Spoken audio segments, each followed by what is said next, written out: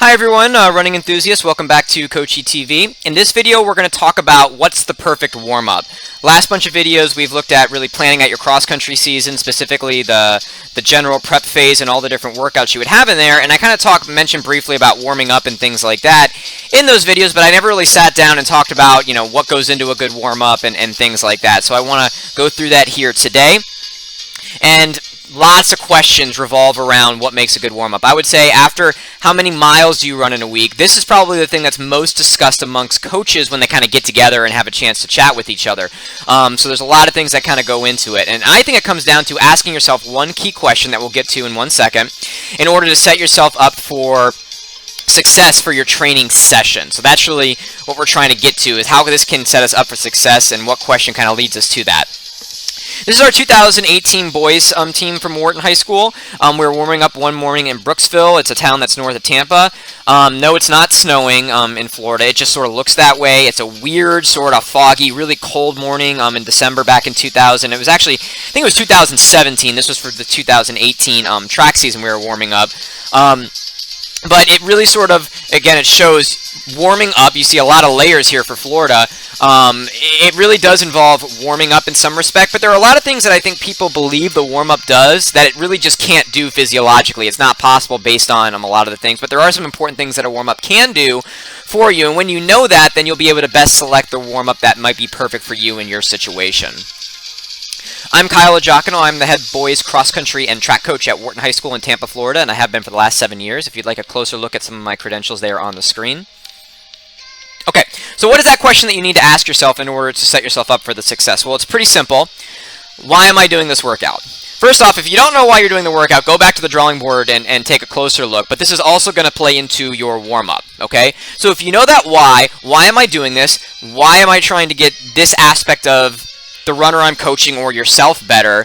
Then you can kind of do a lot of these other things. So this is critical for planning any training session, but even more so when you're creating the proper warm-up, right? How do I best accomplish that why in the workout? How can the warm-up help set me up for that?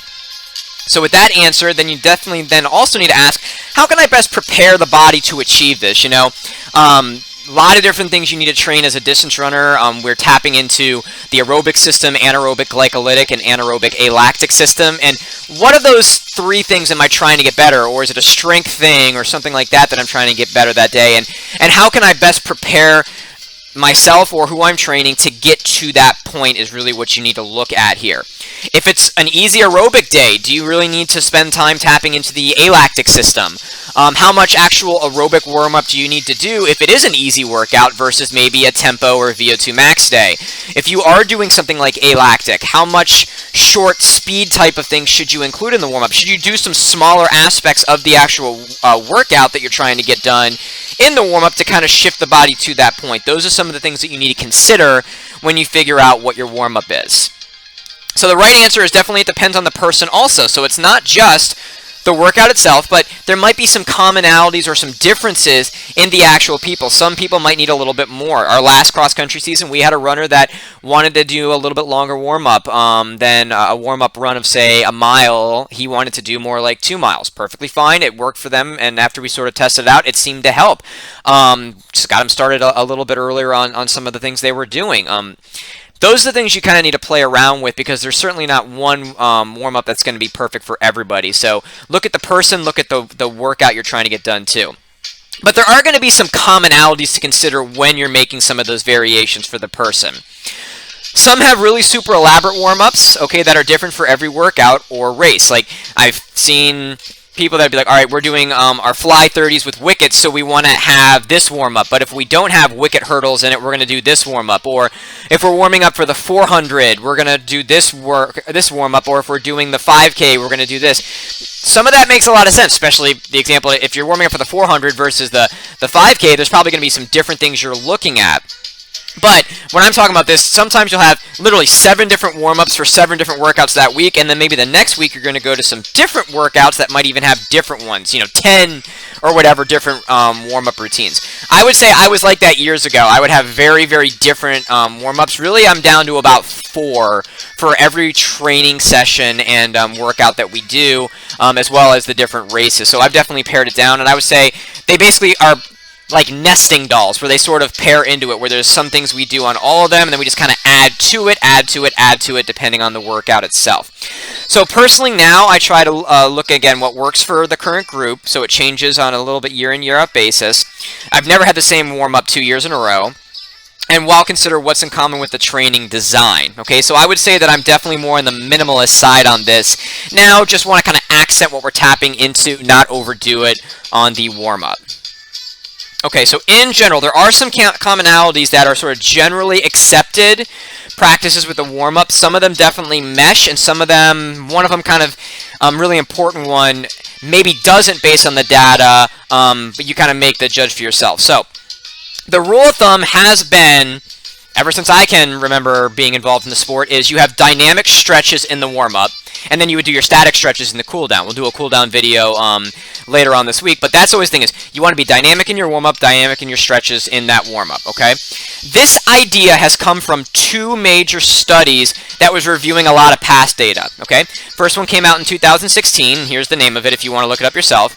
And here's the other one. It was a little bit more early, and again, this is the title of it. You can find it pretty readily available, or at least the reviews of it online. So these are the 2 ones that basically told everybody you got to be dynamic in your warm-up. Both of these studies did find, in general, again, if you don't believe me, go ahead and look at it yourself, but generally speaking, they found that these dynamic drills prior to exercise improved explosive power performance. Basically, whenever they were doing it and they did something like, you know, a dynamic warm-up and a control and a static warm-up, and then they would do something like a vertical jump or bounding or something like that that was explosive. The dynamic warm-up always helped, and the static tend to either not promote any help or in some cases actually reduced performance, right? So that's where we got this idea of dynamic, but again, it was all looking really at explosive power for the most part in what they were studying. However, there was evidence in this study, there was only like 1 or 2 things that were looking at it, that was looking at aerobic type work, okay? Your lower intensity, your long recovery run, or even tempo runs, or those types of things. There was evidence that more general type aerobic work, low intensity, high volume, it was not hindered by static stretching. Okay, so when you kind of threw out all the various things they were looking at with explosive power and just looked at the 1 or 2 things that they had to analyze with aerobic work, there wasn't a lot of studies that were done on it, but when you just focused on those 2, it was not hindered by static stretching prior. Now, there was maybe one that was a little bit improved, but most of them didn't do anything, and I think there was one that was slightly reduced, but nothing that was statistically significant. Basically meaning that in this case, if you're doing general aerobic work, static stretching really didn't seem to hurt this particular type of activity. So again, kind of going into what are you trying to get done that day, okay? So again, the nature of the training and the specifics of the athlete need to be considered.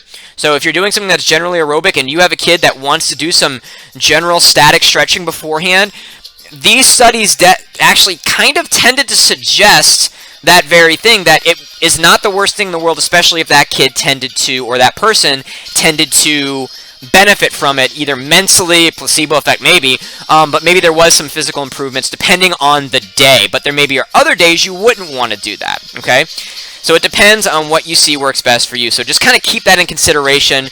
Rule of thumb, and I would say on more explosive days, this really does say absolutely, but there might be some reasons why you might want to mix in some more static stuff, depending on what you're doing. Don't take my word for it. Go look at both studies for yourself.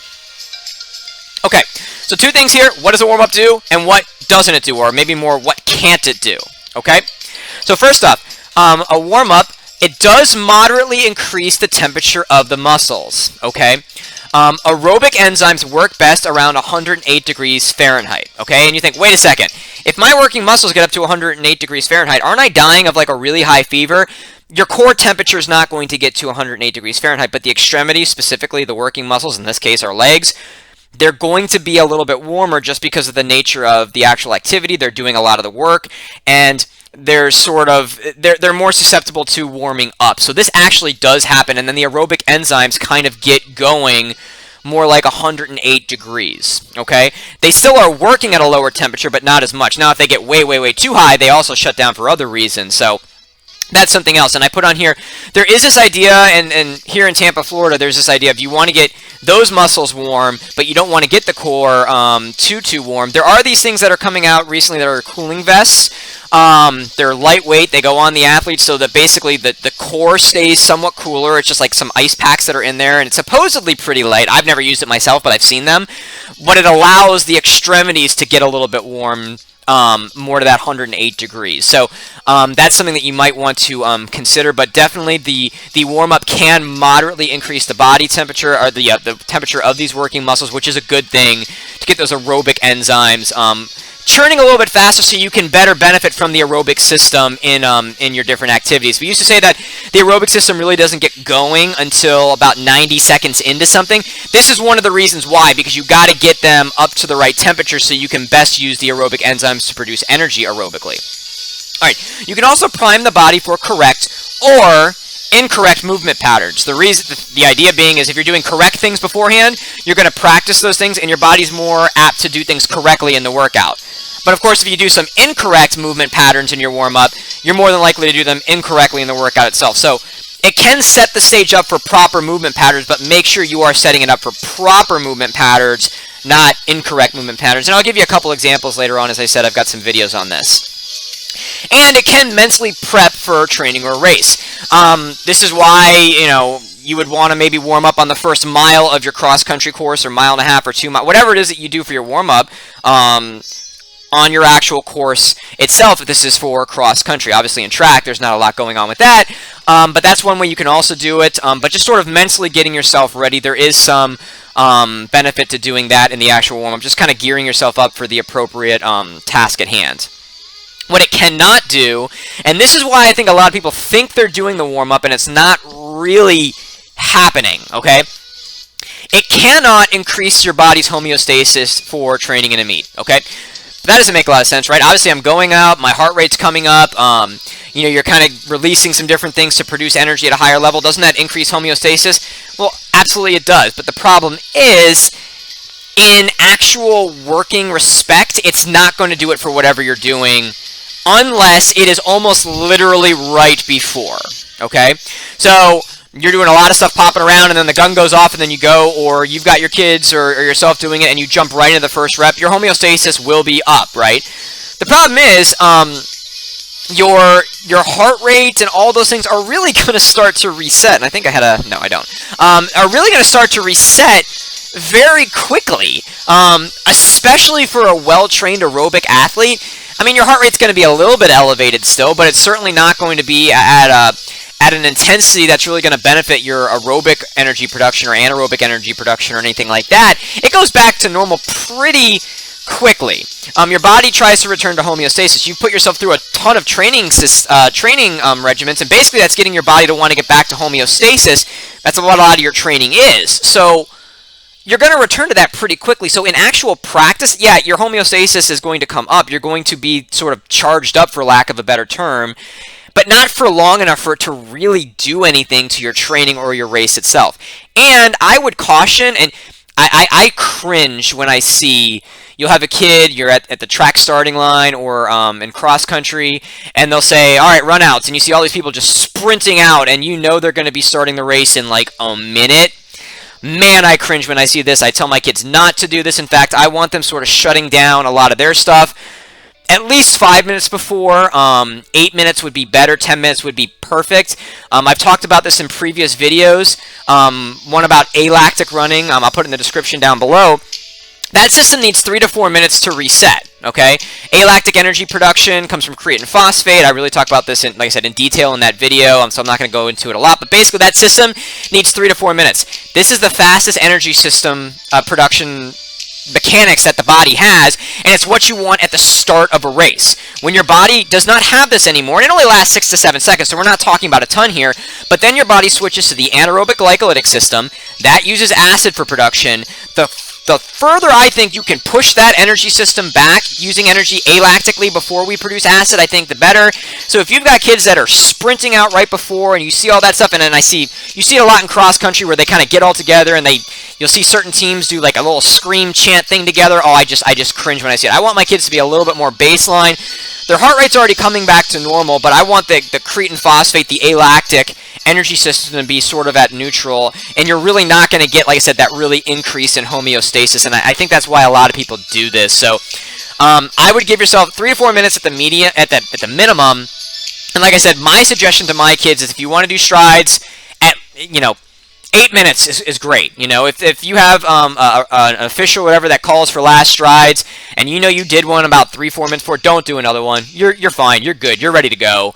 Don't do another one. All you're going to do is maybe compromise yourself on some free energy from the alactic system early on. So that's what a warm-up can do and what it cannot do. All right, so general workout types, and I'm going to break it into sort of like 3 main categories, and there's sort of a subcategory here to kind of consider, and this will make sense because basically the warm-ups change, for me at least, based on this. I've asked myself the questions, what do I want to do in these training sessions? How do I think I can best do this? Take this as just my suggestions. There's no science here at all. I did get a lot of these training drills from the University of Oregon strength and conditioning coach. Came to one of our level 3 USATF training 2 years ago and showed us a lot of these drills. University of Oregon definitely knows what they're doing. So I thought that I incorporated quite a bit of what they sort of suggested in this, but more sort of the principles that they suggested, and I'll really kind of highlight those as we get into it. So first off, we'll look at aerobic workouts, then anaerobic workouts. And when I say anaerobic workouts, I mean the ones that produce acid, so with the anaerobic glycolytic system. And then I'm going to consider these strength workouts. These are actually different types of anaerobic workouts that don't really produce acid. So those are the 3 general types, and we'll see where these lines sort of come in. So first off, in your aerobic workouts, I think that these require the most basic type of warm-up, and we'll talk about it in a little bit. At aerobic threshold pace, these are any workouts that are at aerobic threshold, easy pace, 65 to 70% of your VO2 max. I've got videos on aerobic threshold recovery and long runs, as well as VO2 max testing in the description down below. These are your easy pace workouts, basically. Your long runs and your recovery runs. These are really different from any other workout that you're doing in the respect that they're so low intensity and high volume. They require something different than this next group. Your lactic threshold runs. So these are your tempo runs and your critical velocity, basically 78 to 92% VO2 max. So obviously it's much faster than these easy runs. These are usually considered more medium paced workouts, getting closer to VO2 max. The ones that are right at the threshold of producing or not producing, accumulating acid, and just a little bit above it. So your tempo runs and your critical velocity runs. VO2 max runs, and this is going to be in the anaerobic workouts too, for the reason that VO2 max runs do accumulate acid. I've mentioned in the video on VO2 max intervals and testing, the reason you stop on these days is acid accumulation, okay? So that's why I'm going to put these in both of these categories, but they're the same thing. Your VO2 max test, your intervals, your VO2 max repetitions, they are going to get the same warm-up type, I think, in terms of the principles, for me at least, that your lactic threshold type running gets. So these aerobic workouts are all designed to adapt the aerobic system at various ways, stretching across a wide range of intensities. And to me, when the warm-up really starts to look different is right here after you get done with these easy pace runs and you start to get into more middle to medium workouts and medium hard type workouts to me. Certainly would not be wrong at all to do something a little bit different for VO2 max workouts if you thought there was something that kind of made sense for priming the body for those workout types. Now these ones over here in anaerobic will get the same, for me, warm-up type as what you're getting from VO2 max. And these are these anaerobic workouts. This is where I used to kind of go crazy, and I used to do very different things for different days. You've got your moderate anaerobic glycolytic acid-producing workouts, your extensive tempo and your intensive tempo. You've got much more intense type anaerobic work, special endurance 1, special endurance 2, and speed endurance. And again, your VO2 max runs also appear over here because these do produce acid. And in reality, extensive tempo, VO2 max is a type of extensive tempo workout. They kind of cross over. Extensive tempo is a little bit bigger range. VO2 max is part of that, so that's why these kind of cross over, to me at least. Again, you might find something different. This is just my suggestion. These workouts are designed to adapt the anaerobic glycolytic system in various ways by manipulating the body's exposure to certain acid levels. The moderate and VO2 max workouts is a medium or moderate exposure to acid. The intense ones is going to be a much more high degree of being exposed to acid. And again, so you might want to be looking at something different, and it would not be wrong at all to have something maybe different right here at VO2 max that cut it off is a little bit different, because obviously there's a big difference between lactic threshold and speed endurance running, or maybe you want to do something that's different for right here. Totally up to you. This is simply how I segment it in my mind. Again, I'm a little bit more minimalist. Now, strength workouts, alactic runs, like I mentioned, I have a video on that. This is an anaerobic workout, but really it's about strength and force production, and it does not produce acid. And I think that these fly repetitions or static start repetitions using the alactic system, as fast as you can go, they can get something a little bit extra to boost it, okay? And then, kind of a subcategory of this, hill runs. You could do the same thing you do on alactic days on hill runs also. But I have something that I also do that kind of accentuates what I think you can get on a hill run. So this includes short hill intervals, medium hill intervals, and long hill intervals in that. So basically what you're going to see, I said there's 4 main warm-ups that I suggest, and it's a nesting doll effect, okay? Aerobic workouts get something. When I get to this next category from lactic threshold all the way up to, you could say speed endurance is the fastest of these, but all the way down through VO2 max on both sides, you do... I do what I suggest up here in aerobic threshold, and then I add to it. And then when we get over here to strength, I have us do everything here in through anaerobic, and then I add to it in this alactic workout. And then same thing here, I do everything through it, and then I add something for hill run. So basically the warm-up here is very, very minimalist. Takes about 5 minutes max. This one maybe takes about 20 to 25 minutes all the way through in here. And then if you go all the way into the strength ones and you add the third sort of block to it, it probably adds it to be about maybe a 40 to 45 minute warm-up if you're kind of taking your time with it. Probably more like 35 minutes. I've never necessarily timed it from start to finish, but 35 minutes is probably more accurate. So let's see what these actually sort of entail.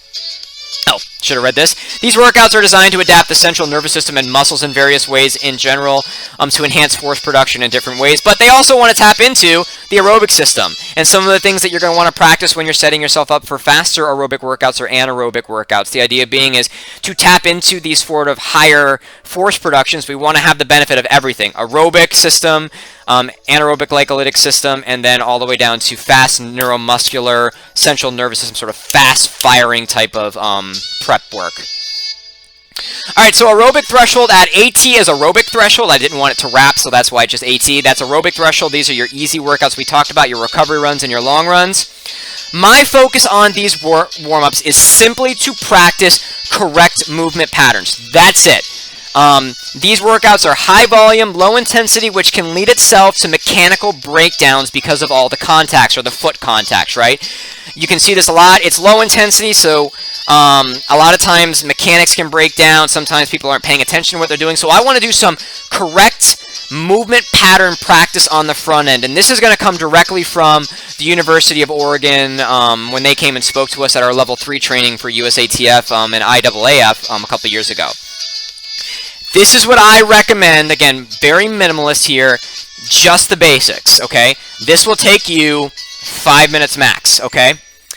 On all of these drills here, and I've got a video for all of these, the focus, especially on the first 3, is about attacking the ground with good midfoot striking and upright posture. Those were the things that they really...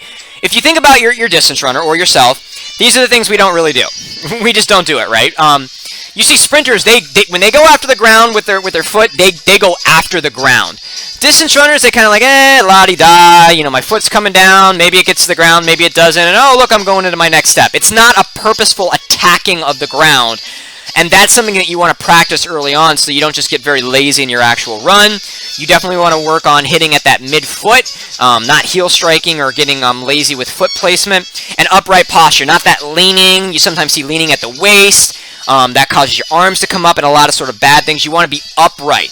So they also called these head-to-toe drills when they were teaching them to us. You want to basically think there's a line from the top of your head all the way down to your toes, and how can I make it almost like a straight line while getting that foot up and down, up and down, up and down, attacking of the ground. This is the cue that I really harp on with my group. Attack the ground. Don't just be a lazy distance runner that just lets your foot come down. Be a participant and getting your foot down and attacking the ground on this, okay? And so it's not a lot. It's just knee up downs, 8 to 10 with each leg.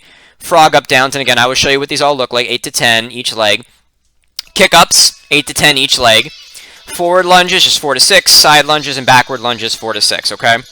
Before I get to this, I see absolutely no need for a warm-up run on this day, right? So recovery pace, long run, these are low intensity. I have a whole video where I talk about how you can set this up, but I think a kid that is like 10:30 in a 2-mile VO2 max test to somewhere like 7:40, something like that on these days, it's not really high intensity. The idea being is if your warm-up intensity and the workouts is about the same, why are you doing it type of thing, right? You're not really warming up for anything. And in those videos I did on recovery run and long run, I mentioned this idea of 20 minutes in the training zone, continuous aerobic threshold type running is really the minimum to get any sort of aerobic benefit. Central VO2 max, talk about those in those videos. I would recommend taking a look at them. Why are you throwing a mile on the front end? You're not going to get to 20 minutes. You're not getting any aerobic benefit. And if you wanted to get to 8 miles, say, let's just throw a number out there, 8 miles that day, and you're going to do a warm-up and then 7, well, it's better to make it 8 altogether. You're getting an extra mile on the back end of extra aerobic development. And what are you really gaining when you are not really getting any, you're not getting closer to warm-up, you're not getting the aerobic system warmed up, you're not really benefiting in any way. So to me, there's no need for a warm-up run on this day. So you're not really prepping for anything, and it becomes, to me, a wasted mile or miles or however long you do in a warm-up run that you might do. So this is it. Just a couple of drills on our easy run days, recovery run, long run, and then go right into it. Just you've practiced the proper muscle movements, these movement patterns. Get right into the run so that you don't lose any of those movement patterns that you've just practiced correctly. Get right into it. Get all the aerobic benefit that you can. So here's a video of just our easy warm-up. I'm going to do it every drill coming towards you and then side to side so you can kind of see it. So these are the knee up-downs, and really sort of look at how I'm trying to get my foot up and down. It's not really a skip. It's really just about getting your foot up, down, up, down, up, down in this. So just up, down, down, down, down, down, down, down, down. That's really what I'm focusing on with this drill, okay? So I wouldn't do it twice. It's just to kind of show you I'm hitting with that midfoot. I'm really practicing this idea of attacking the ground. Now this next one, this is frog up downs, for lack of a better term. This is the actual name I got from it, or frog walks from the University of Oregon strength and conditioning coach. It's good if you actually have a line right here. Basically what you want to think is you're going to put your hands sort of in front of you, and you're going to walk kind of like the way you would a frog, I imagine, might walk, I guess is the idea here.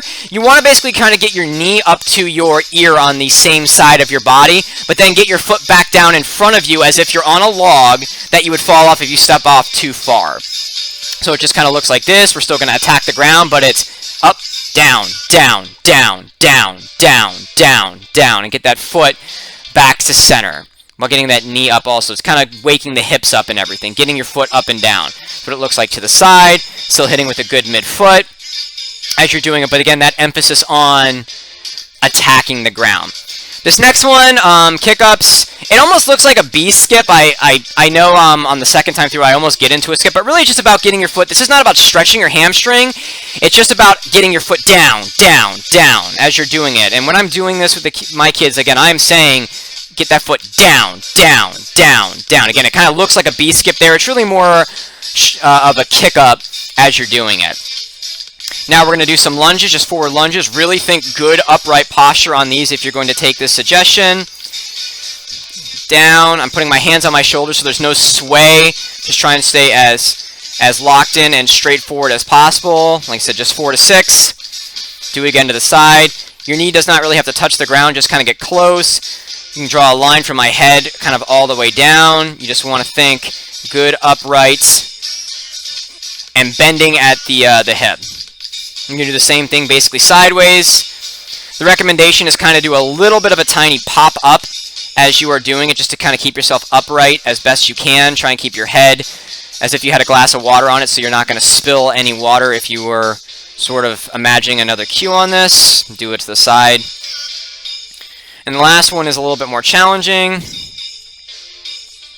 Again, you see that just a little tiny pop up. That's just more of a cue to me, and I kind of say to the kids to kind of stay upright in that posture, trying to practice that proper posture and proper movements. And this is one where the first time you might show your kids this, they're going to look at you sideways. Distance kids are not necessarily the most coordinated, and you're going to do these lunges going backwards, and it sometimes takes a little bit of practice, but it looks just like the other one. I took a little baby step there because I sort of lost my balance. But again, you want to kind of go in a straight line, and you want to think still good, upright in your posture. You don't have to touch the ground with your knee. You just want to think good, upright posture as you're doing it. Just sort of a backwards lunge. Okay? I don't know how long that took, but this video says 2:48 to where I am right now, so that was a 3-minute warm-up. And then you just go on your drills. Don't wait around. You just practice good movement patterns. Don't lose that. Get right into it. Get your aerobic threshold workouts done for the day. Alright, so stepping up to that next category that I separated, tempo, lactic threshold workouts, VO2 max, and anaerobic workouts, the anaerobic workouts that produce acid. Again, it would not be wrong to segment this a little bit more, but one of the reasons why I also do this is the workout they do quite often that they really have to think about, and I want to give them as little to think about as possible. These are more strenuous type of days, both mentally and physically, and they're also what they do to get ready for their races. So I don't want to give them a lot to think about, so this is sort of like their normal core workout warm-up type of day. But it certainly wouldn't be wrong to kind of mix this up and do something a little bit different on these different days too. Again, we're looking at acid-producing anaerobic workouts here. You definitely still want to practice the correct movement patterns, which will include the need for, you need some more substantial drills, the way I would put it. A little bit more needs to go on here to really set yourself up for success. And you also need to truly warm up to best use the aerobic enzyme. So these are higher intensity than aerobic threshold. These are going to require an actual warm-up run to make sure that you are best utilizing your aerobic enzymes also, and just actually properly more prepare the body for this little more higher intensity work and these substantial drills on the back end. So I'm still pretty minimalist. I'd say it takes about 25 minutes. And like I said, you're going to see this is like a nesting doll effect, right? So start with the same mechanical routine that we did on aerobic threshold day. We just saw that took about 3 minutes, and that's actually longer because I did everything twice. And then for me, I would add a warm-up run in there. You've just practiced some mechanics. You've got that sort of right there at your nervous system, sort of like right there for it to use. This is when I would go and actually do some low-intensity aerobic threshold warm-up run to use what you just practiced, and then actually get your body warmed up so you can best use your aerobic enzymes, right? What we do is about 1 mile to 1.5 miles at aerobic threshold pace, okay? If, again, this was for a race, this might be your warm-up before, your course previous, so there might be some mental prep going on here.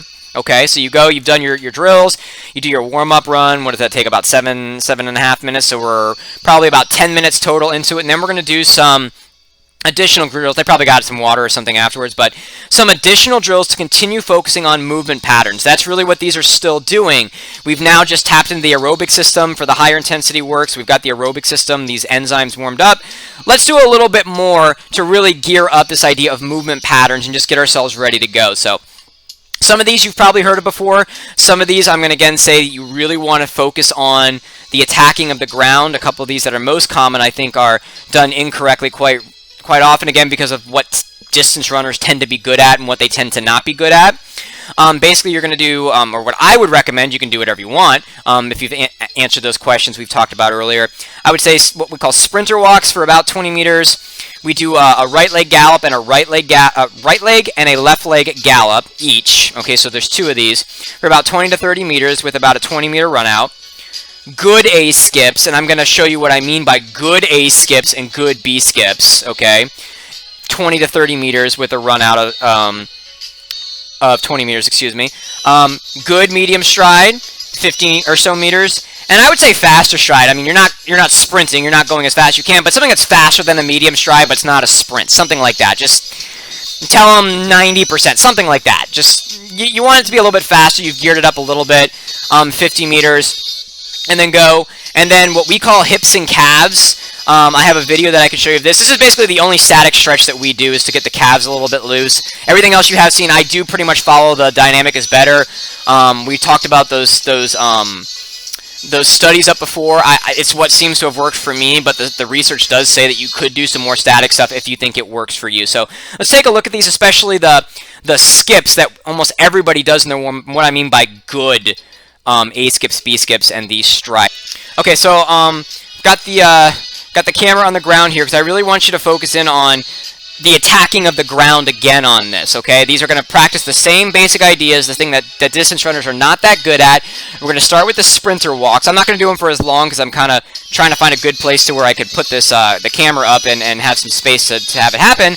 But that's the idea here, is the attacking of the ground, the upright posture, the midfoot striking. So this is sprinter walk, the way sprinters would walk as a warm-up. It's not a skip, it's just a walk right into it. What we've done in years past is we've also done it where then you have a partner come from behind you and grab your shirt, and it just sort of makes you accent the idea of sort of the knee drive. We don't do that anymore for this year's group. It just didn't seem like they got a lot out of it, so I just kind of scrapped it. Now we're going to do right leg gallop. When we do this, notice what I'm going to do is my right foot and my left foot are going to stay kind of separated. I'm touching right leg here, so that's what we're going to do, right leg gallop on this. Basically, imagine there's a block of wood or something in between your legs, and it's preventing your back leg, in this case the left foot, from coming more than halfway forward, you know, right underneath your body, and then it can't because that wood is there. And then on the right foot, the lead one, it's not going behind as much as possible, So you want your right foot to stay forward, that up and down sort of attacking, and the left foot is going to stay back. Basically, this is also teach not trailing with your front leg as you're coming back and rebounding. So getting the foot up, back, up, and down. So it's up, down, down, down, down. So there is a little bit of it where it crosses over, but you're trying to minimize it as much as possible. Obviously, you're going to cross over. That's just, you're going to fall over if you don't. But that's sort of the cue that you want to practice as I come back from the run out part of it. Now I'm going to do it with the left leg. If you missed it before, again, you're going to try and keep that left leg forward, right leg back as best as you can, and into a run out as you're doing this. So you're seeing it's very similar types of things you're trying to practice, but there's a little bit more going on with these than in the first couple drills that we mentioned. Now, here's where things really start to get familiar, but because they're familiar, I think people do them incorrectly. A skips. You've seen people, they do their A skips and just sort of like, again, a la-di-da, my knee's coming up, I'm looking around, I'm doing whatever. That's not what you want. The difference here is, look at, again, the attacking of the ground. Be a participant in this A skip drill. So it is boom, boom, down, down, down, down, down, down, down. You really want to get the body realizing that we need to get our foot up and down on these days. Don't just la-di-da your way through it. Practice that idea of getting your foot up and down, down, down, down, down. Okay? So, one more here. B skips, same type of thing. People get lazy with it. Get that foot down, down, down, down, down. Back under you. Down, down, down. And then really sort of focus on everything you've just sort of put into place, as I recommend you do. There goes a bird, and somebody else jogging in the neighborhood. This idea of striding, this is just a little medium stride. I'm going out, and I'll come back with the faster stride as we are doing it. Actually, I think I may have just run out. Yeah, I wasn't really striding, I don't think.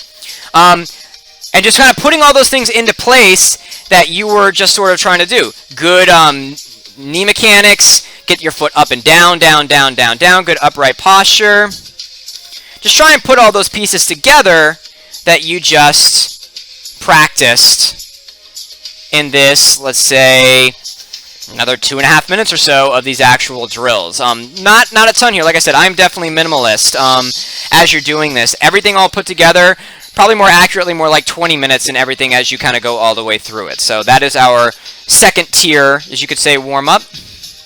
All right, so let's step up to that third category. We're looking at strength workouts, the alactic one. These are the shorter types of strength type workouts, fly 30s, static starting drills, that kind of thing. And as I mentioned, there's this nesting doll effect. This is basically the fastest pace a human can go at using the alactic system. So we want to do pretty much everything we've already done. We want the benefit of the aerobic system, enzymes. We want the proper muscle movements, but we can probably tap into a little bit more and actually accent the training and get ourselves really ready for this type of thing with this third piece that we're going to add to this type of warm-up. So again, we still need to practice those movement patterns and warm up the body to use the aerobic enzymes best. But let's add in something to help prep for that more explosive work that's on tap for today. For me, the explosive setup best comes from plyometric drills. The plyometric type of work is, for the most part, fueled with the alactic system and the stretch shortening cycle. Really, the stretch shortening cycle, but it's initially tapped by the alactic system, fast, explosive kind of thing.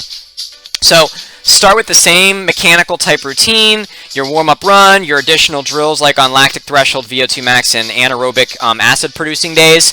That same type of thing, and then we're going to add in, for me on alactic days, I like to include a block of in-place jumps, okay? 2 sets of these. The way this works, and I have an old video on this I'm going to show you from one of our practice sessions. I'll put the full video in the description down below, but I'll show you sort of snippets of it. It's 2 sets. Each exercise, each plyometric in-place type of activity is done for 30 seconds with 15 seconds rest, okay, between. And then at the set, I have them go get water, so it's probably 3, 4, 5 minutes, something like that. The idea being is alactic is super short, so you're thinking short drills here, or short plyometrics to pair up with the alactic work that you're doing here, okay?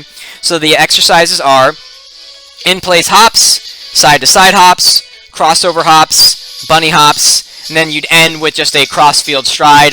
You'll notice we're going to do this on grass, and I recommend that this be done actually without shoes. I'll do a whole video on workouts with shoes, not with shoes, when it would actually make sense to do it. But again, I recommend this on grass, not grade, on grass without shoes, because it's to strengthen some key muscles. So that's sort of my recommendation on alactic days. So let's see what it looks like. Okay.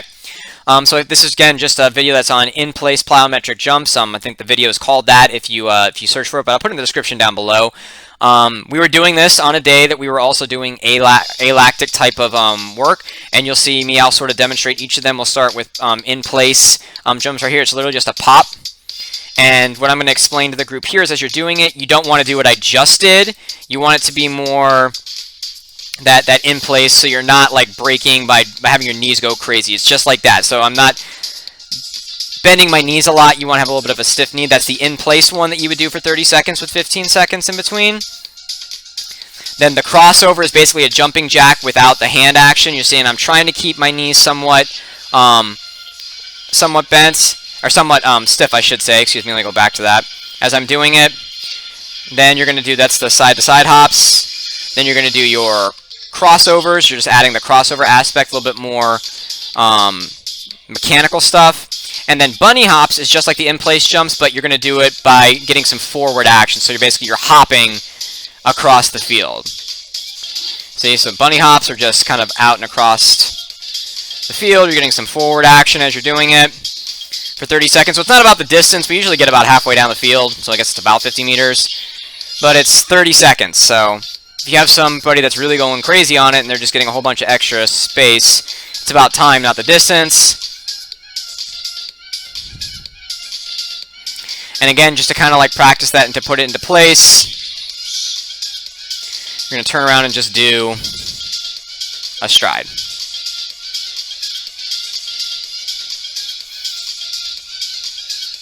So that's what's worked for us. You could certainly change it however you want to do it. That's just something that sort of worked for us. In-place plyometrics as that last warm-up piece before alactic days. Alright, so the last one, hill days. I left everything in place that we just had from the alactic because everything's still in place. You still want to have proper movement patterns. You still want to tap into the aerobic system. But there might be something a little bit different that you want to do because these hill runs are not short. So you might want to think a slightly different kind of day. And what I recommend on these days is including a block of bounding. Okay, so a little bit more strength type of work to set up what you're doing on these hills. Hills are definitely strength work, so it makes sense. 2 sets. Each drill is done for about 20 to 30 meters with a run out, 20 meters on longer. So basically these are longer drills on longer strength day. I do apologize. I do not have video of this. I guess I never did a video on this itself. I definitely need to do that. But a lot of these I think you'd be able to figure out just from the description. So first thing is just walking lunges. This is actually a plyometric, and it's just sort of setting things up. Maybe about 10 to 15 meters, and just do a little run out and then walk back. And then A skips, and I said good A skips. So you're saying you want your kids to attack the ground, but now you're trying to get horizontal distance. So it's not just an A skip to get the A skip. You're going to tell them get as much horizontal distance with each skip as you can. So they're putting more force into each one of them essentially. Okay, and then again you're going to do it for about 20 to 30 meters with a 20-meter run out. And then good A skips for vertical height. So now you're telling them, get up in the air, okay? Explode up as you're doing that skip part of it. So tell them on that you really want to get up, up, up, up, and then as they come down. And then I'm betting that all coaches have seen, maybe you see your distance, or your sprint coaches do it or whatever, but you can definitely find videos of this on YouTube pretty readily. Opposite leg bounding, it's just bounding with right leg, left leg, right leg, left leg, right leg, left leg. It almost kind of looks like a gallop or like a really exaggerated run, but it's called bounding. Again, I know that you can definitely find videos of this. If you find it, it's just opposite leg bounding is what it's called. I don't recommend for distance runners. A lot of times sprinters or jumpers will do single leg bounds where you're doing all the bounds with one leg and then all the bounds with the other leg. I think it's better just to sort of practice the every other leg. It's what distance runners are good at. Don't go too crazy with it. You're again just trying to set them up, and you're getting some strength benefits on this here today too.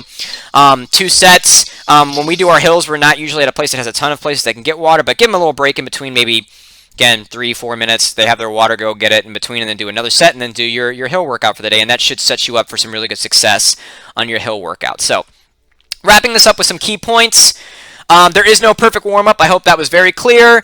You need to find what best fits you and your group based on the desired outcomes of the workout or the race, and again, the particular things that are for that runner, what makes them stand out as an athlete. Warm-ups can prep the body by practicing movement patterns, increasing body temperature, and mentally prep for what you're about to do. Warm-ups cannot or do not increase homeostasis for long enough to contribute to performance. Okay, starts to return to normal very quickly, especially for these well-trained people that we are dealing with here, aerobic type monsters, if you want to put it that way. I would experiment with different things. I hope I gave you the ideas of what you need to do, and maybe a couple pieces that you can kind of include, but definitely figure out what you want to kind of mess around with. Recommend maybe 3 to 4 basic ones. What drills you think sort of accent your situation, what you're trying to do. You could have more than that. You can make it a little bit more extensive. Like I said, I am definitely a minimalist when it comes to this, but that's what going through it has worked for us. But I would definitely make sure you don't overthink this. This is meant to help, not drive you crazy with a ton of details for the warm-up or the timing of it. It's not the end-all and be-all, right? There is no top-secret magic bullet warm-up from what you're doing or how it's being actually executed. So just play around with it, but just realize what it is. It can help. It will not turn you from a 12-minute 2-miler into an 8-minute 2-miler. It can't do that. It's really just meant to sort of help get you to use what you already have, essentially. So don't overthink it. Experiment a little bit, but don't overthink it. Find something that works for you. Stick with it. What works for you probably will not work for the coach that's down the street or somebody else. What works for me may or may not work for you also. You got to play around with it and figure out what you're trying to do on that day and what sort of makes you the athlete you do. And I'll probably change this warm-up before our next season. I've changed it the last couple of years. This is what we've done last year, specifically the track season in 2020. So if you like this video, please think about liking or subscribing. If you have any questions, please ask them in the comments down below. If you found this helpful, please hit the subscribe button. I put about 3 to 5 videos a week on different aspects of running and track and field. So if you're interested in that kind of thing, please do subscribe. It definitely does help the channel quite a bit. And until next time, I'll do a video on cooldowns in the next little bit, as well as going back to the general preparation macrocycle, the general preparation part of the macrocycle for cross country. I'll look at things like off days, miles in the week that I recommend, some different things, getting back to that idea after I do the video on cooldown in the next day or two. So until next time, this has been Coachy TV.